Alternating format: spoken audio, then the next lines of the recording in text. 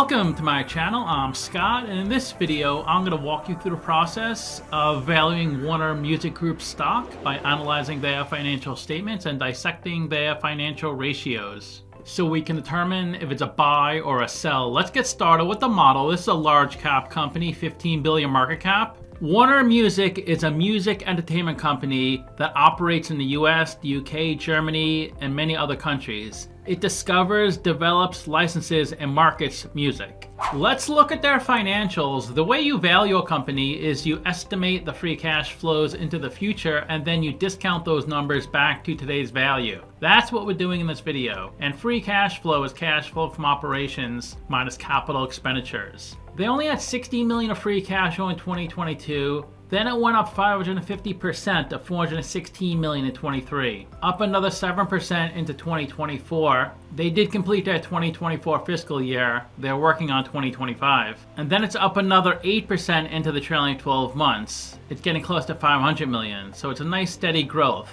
Margins are improving as well. They converted 8% of their revenue into free cash flow. Net income is the profit or loss on the income statement. It's revenue minus expenses. And that grew 81% from 22 to 23. And their net income in the trailing 12 months is almost identical to 2023. Revenue is a sales for the company, and that goes up each year from 5.3 billion to 6.4 billion. They also pay a nice dividend, 2.5%, which cost them $373 million.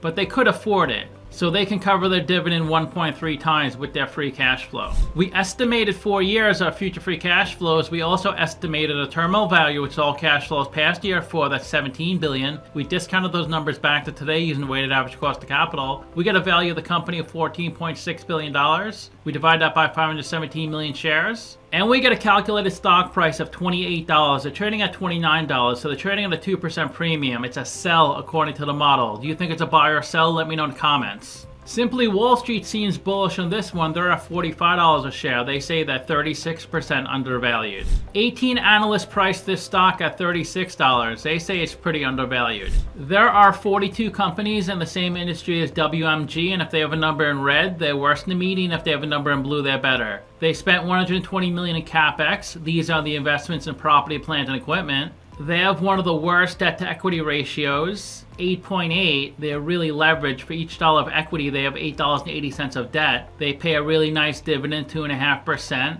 They generate $500 million of free cash flow. They rank 7th in market cap. Look at that price to book, 31. That's by far the worst on this list. That means investors are paying $31 for $1 book value. Their PE is the median, 27.4. Price to free cash flow is 31, which is worse than the median average. Price to sales is a little worse than the average. This means investors are paying $2.30 for $1 revenue. They generate 6.4 billion of revenue, less than Sirius, and their 5-year annual revenue growth rate is 8%. The average is 6%. Here's their latest income statement, the second quarter of 23, second quarter of 24. Revenue is almost flat, around 1.6 billion. Cost of revenue is a little more than half that, 830 million. SG&A is their second biggest expense, 460 million. So total expense is 1.3 billion. That gives them operating income of 207 million. Last year was 189 million. They spent 40 million of interest on their debt, so their pre-tax income 170 million, 30 million of taxes. That gives them net income of 139 million. About 12 or 13% higher than last year. Their EPS is 27 cents, last year 23 cents. Their Class A shares went up from 138 million to 141 million. Class B shares went down a little bit.